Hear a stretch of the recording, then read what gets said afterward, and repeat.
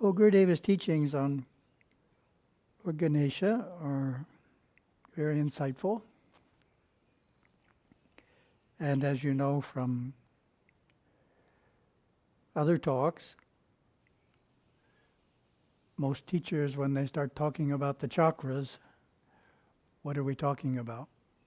Oh, we're talking about the higher chakras. We want to experience the higher chakras. We want to attain some profound inner light, some deep realization. That's where they start. Gurudeva says, well, let's learn how to live in the Muladhara chakra. Instead of starting up here, he's starting down there. He's starting at the base of the spine and making sure we're stable in that chakra. What does stable in that chakra means? We don't experience serious fear, serious anger, serious jealousy. It doesn't mean we don't have a little flash of anger when we hit our thumb with a hammer or something. Doesn't mean we're 100% free, but it means we don't end up in these states of mind for significant amounts of time. It passes very quickly if we go there. Gurudeva's point is we need stability in the Muladhara chakra. Why is that? Use a key word here. Secure consciousness, soothing force. Oh, we need calmness. For the deeper teachings to work, we need calmness to prevail. We can't be going up and down on a daily basis in our emotions. We won't be able to make spiritual progress. We need a calmness to prevail, a secure consciousness, and that's what not falling below the Muladhara chakra is all about. And the worship of Lord Ganesha is very helpful in stabilizing us there.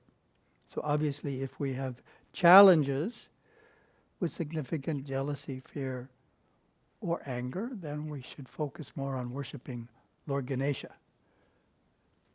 And as Gurudeva points out in how to ask your question to Lord Ganesha, the temple or the shrine room are the appropriate places, and if we're working on lessening these lower emotions, we should use the temple, because Lord Ganesha's presence is stronger in the temple.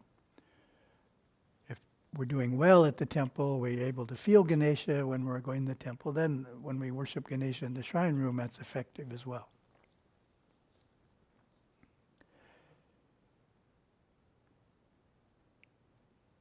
Second idea is about obstacles.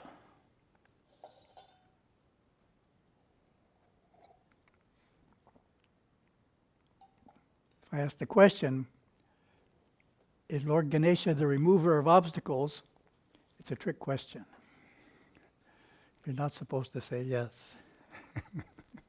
But we tend to think of him as the remover of obstacles. He's actually the Lord of obstacles. Vigna Ishvara. Obstacle, Lord, Vigneshvara, he's the Lord of obstacles.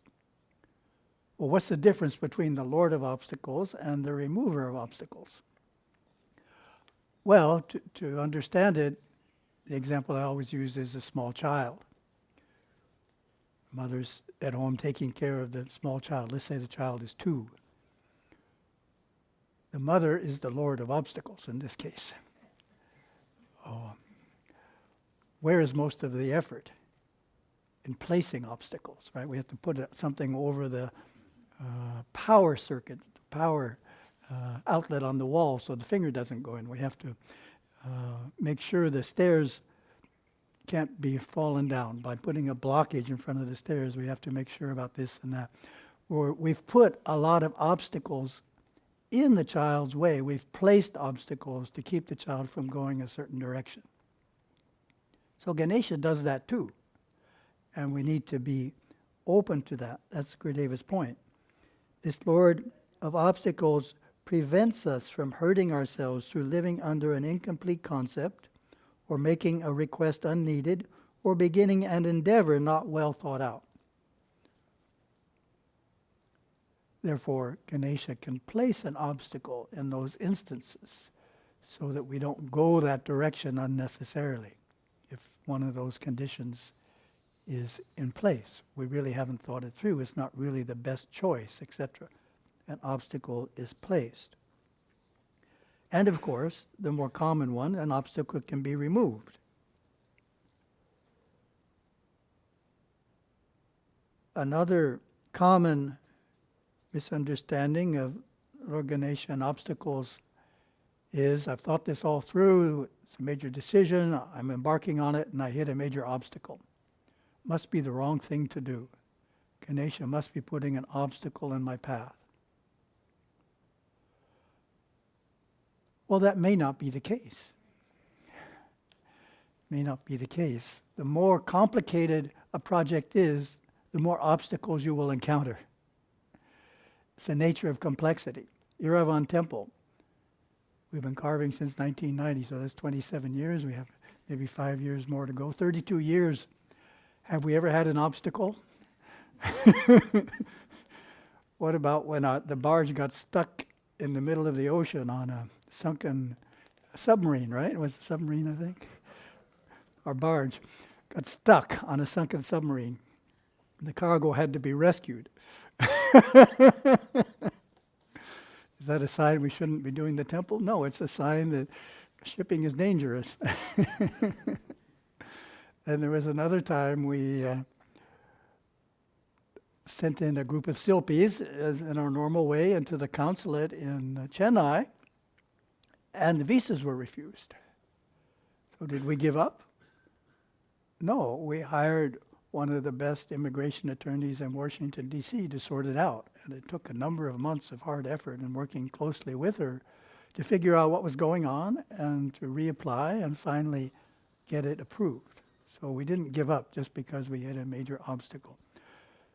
So just because there's an obstacle doesn't mean Ganesha put it there. It could just mean it's a complicated project. And you need to take that into account in anticipating the number of obstacles you'll encounter.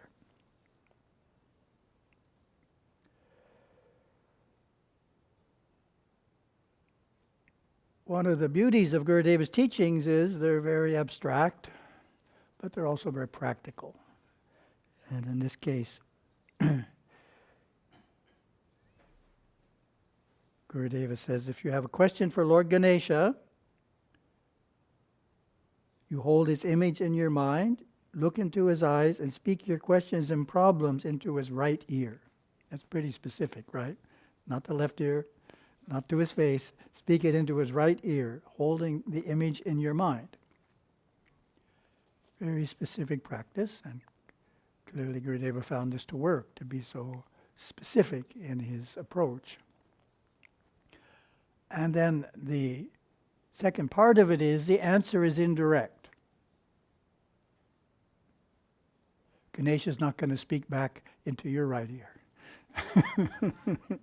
That's an unrealistic expectation.